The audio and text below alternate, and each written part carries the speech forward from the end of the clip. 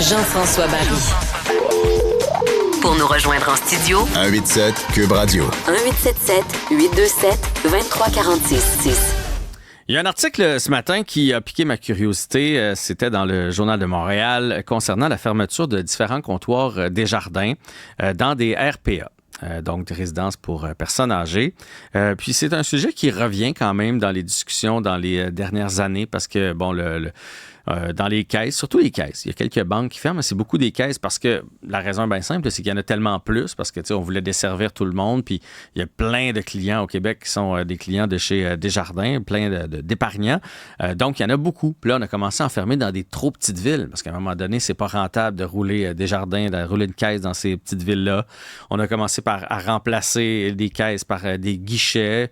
Et puis, ben, on a remplacé le livret par maintenant tout ce qui est en ligne. Puis, bref, ça va vite. Ça va peut-être trop vite pour certaines personnes. Et là, ben, il y a des gens de ces résidences-là qui font « Oui, mais là, je vais devoir aller à 3 kilomètres. » Mais évidemment, c'était dans une résidence pour personnes âgées, 3 kilomètres de marche pour aller retirer 40 $, mettre dans la carte de fête de ton petit-fils. Bien, c'est quand même une bonne trotte, là. Il y en a qui ont des voitures, mais il y en a que non. Alors, il y a un résident occupant des résidences Portofino qui a amené ça à nos oreilles et c'est lui qu'on peut lire dans le texte du Journal de Montréal. Il s'appelle Jean-Pierre Daigneault, président du comité des locataires des résidences Portofino. Bonjour, M. Daigneault. Bonjour. Comment allez-vous? Ça va très bien, merci vous-même. Ça va bien. Là, je vois que vous êtes dans votre voiture. Fait que vous, il n'y aurait pas de problème pour aller au guichet plus loin, là. Exact. C'est exactement ça. Malheureusement, je suis un des chanceux qui peut conduire encore qu'à sa voiture parce qu'il y en a plusieurs ils ont plus ouais. Mais là, expliquez-nous. Ils ont plus ça.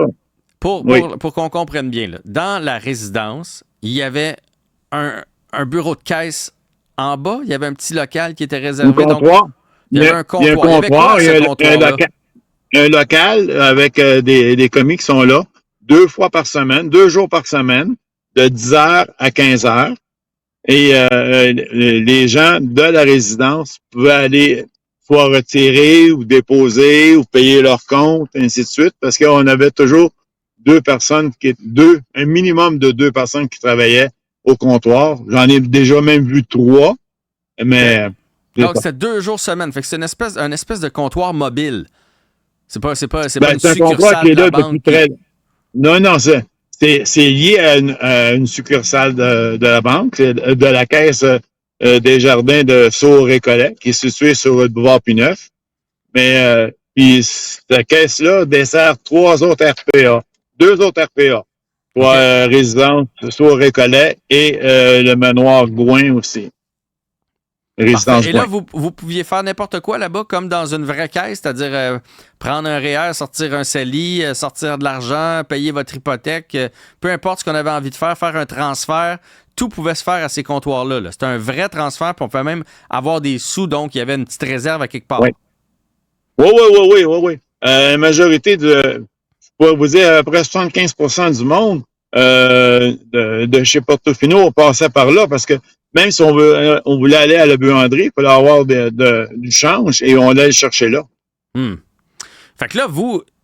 Parce que moi, j'essaie de toujours, quand je fais des entrevues comme ça, de me placer dans les culottes de un et l'autre. Tu sais, je comprends à un moment donné que les caisses, à un moment donné, tu fais, tu sais, s'il n'y a pas assez de monde ou si ça coûte trop cher, il faut les fermer parce qu'évidemment, eux autres veulent faire des profits. Puis je comprends de votre côté aussi de dire, nous, on a besoin de services. Fait que la solution est où là-dedans? Ben écoutez, on est présent. Je vais parler pour nous autres chez Portofino. Les gens de la caisse sont là 2 jours par semaine. Pourquoi couper juste une journée? Pourquoi pas couper une journée seulement puis rester ouvert une autre journée? Et pour avoir tout le monde de la même journée qui pourrait y aller.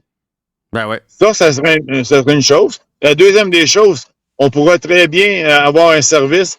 Ils ont accès de l'extérieur à rentrer pour le comptoir. Là encore, on pourrait avoir d'autres gens qui pourraient venir. Ça serait un autre service pour la population en général. Ah, ben oui. Dans le fond, les gens sur la rue, les gens autres que dans le RPA pourraient se servir, effectivement. Il y a combien de gens, mettons, chez Portofino? On a 285 logements environ 430 personnes qui y vivent présentement. Fait que c'est comme un petit village. On peut considérer ça quand il Ben y a une oui. caisse dans un petit On a village. tout. Il y a tout à l'intérieur. On a une pharmacie, on a un médecin, on a un dépanneur, la piscine, le gym, tout est là. Et on avait aussi un comptoir Desjardins. Et on vous a répondu quoi chez Desjardins? Parce que j'imagine si vous êtes rendu à en parler dans les journaux, c'est parce que vous avez déjà fait des démarches. Premièrement, on a vu que c'était réticent et on voulait pas nous répondre directement. Moi, je l'ai su, qui permet par l'entremise d'un autre résident qui me dit, hey, il ferme le comptoir. Fait que, puis, il doit fermer le 29 août. Fait que, la seule solution qu'ils ont trouvée, c'est peut-être mettre un guichet automatique. Qui règle pas le problème du tout. Pourquoi vous dites que ça ne règle pas le problème? Parce qu'au moins, pour, comme vous dites, aller à la buanderie, tout ça, ça vous donne de l'argent?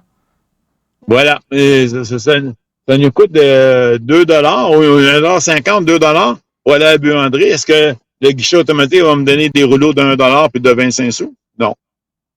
Non, je comprends. Mais vous comprenez qu'ils ne peuvent pas laisser le comptoir ouvert non plus pour donner des $1 des $2 pour la buanderie. Non, mais je veux dire, ouais, mais c'est ça. On nous a répondu, allez au dépanneur, ils vont vous en donner de l'argent au mois de septembre. Ouais. Avez-vous un peu l'impression que parce que si vous êtes chez Portofino, ça veut dire que vous avez bien gagné votre vie, que vous avez eu des économies, que vous avez eu votre hypothèque chez Desjardins, etc., etc. Donc, pendant un bout de temps, vous avez été très, très rentable pour Desjardins. Maintenant que vous l'êtes peut-être moins, parce que vous rapportez moins, que vous êtes moins important? C'est pas parce qu'on est moins important, on est plus important. On n'existe plus. Le troisième âge chez Desjardins, je pense qu'il ne compte plus. On est oublié. J'ai été porter la pétition à la directrice au Sourd-Récollet, à la caisse. J'ai attendu 30 minutes avant qu'on me réponde. Et puis, pendant ce temps-là, je regardais la publicité qui fait dans la caisse. Il n'y a aucune publicité pour les personnes âgées, c'était juste pour les jeunes. Je me dis que peut-être que le mouvement Desjardins n'est plus la coopérative Desjardins. Oui, mais vous pensez pas, puis là, loin de là, l'idée d'enlever le fardeau sur Desjardins, on dirait que ça, c'est culturel et dans la société en général présentement. Hein. On oublie tout ce que vous avez fait pour bâtir le Québec. Là, les boomers en montant, là, on a une petite tendance, on dirait, à oublier tout ce que vous avez fait, puis à quel point vous avez contribué à l'essor de la province. Vous savez, quand que Desjardins, M. Alphonse Desjardins, quand il a commencé dans les sous-sols d'église. Et c'est qui allait déposer de l'argent? C'est qui allait là? Et M. Desjardins a ouvert ça pour le petit peuple. Aujourd'hui, nous, les personnes âgées, on est plus de 55% de la population, puis on est laissé tout seul. C'est ça que je trouve plat. Et pourtant, ça aurait été facile, comme vous dites, de passer au moins de 2 jours à une journée. Vous auriez compris ça. Tout le monde aurait fait avec. Ça aurait été moins de service, mais au moins, ça aurait été quand même un certain service. Là, vous allez faire quoi? Comme vous avez une voiture, vous allez amener les autres résidents à la caisse? Vous allez aider les autres? Vous allez vous entraider? Comment vous allez faire ça? Et là, présentement, on est en pourparlers. Je viens juste avant de vous parler, je parlais avec le président du comité du milieu de vie des Tourgouins. Et eux autres aussi ont fait une pétition et on doit rencontrer un des directeurs de Desjardins vers la fin du mois de juillet. Fait que c'est à suivre. Avez-vous l'impression des fois que technologiquement, tout va trop vite, puis on voudrait que tout le monde comprenne ça, puis que tout le monde fasse ses transactions. Puis là, moi, ma mère a juste 68, là, mais on a eu cette discussion-là de dire, là, les mots de passe, puis va t'inscrire en ligne, puis va chercher tes papiers en ligne, puis va chercher ta carte soleil en ligne, puis on dit ça en ligne comme si tout le monde, maintenant, était capable de faire ça, puis que c'était facile. Mais il y a bien des gens plus âgés qui sont pas nés avec un ordinateur, là, puis qui n'ont pas appris, puis qui n'ont pas ça aussi facile que les jeunes sur leur téléphone. Avez-vous l'impression que ça va trop vite des fois puis qu'on vous oublie là-dedans? Moi, je peux vous dire qu'il y a plusieurs personnes que je côtoie, là, qui n'ont même pas de carte de crédit, ils n'ont pas de carte de plastique, ils ont été habitués pendant des années à avoir un livret, là, sont rendus avec un relevé qu'ils reçoivent, ils font pas confiance à Internet. et encore moins l'Internet de Desjardins, parce qu'on sait ce qui est arrivé dans le passé. Oui. Mais on va souhaiter que vous soyez entendus, qu'on trouve une solution. Là. Je veux dire, vous êtes quand même 3 RPA. J'imagine qu'il y a moyen de mobiliser une caisse à quelque part pour vous offrir du service. Et surtout, on va souhaiter que ça éveille un peu la population parce que les personnes, comme vous le disiez, là, les personnes plus âgées, c'est 55 de la population. Donc, il faut pas vous oublier, puis il faut continuer de vous donner du service. Alors, M. Jean-Pierre Daigneault, président comité des locataires des résidences Portofino, bonne chance avec votre quête. Merci infiniment. Bonne chance avec les travaux dans la rue chez vous. Merci. Chacun nos problèmes. Oui. Au plaisir. Bon. Au plaisir.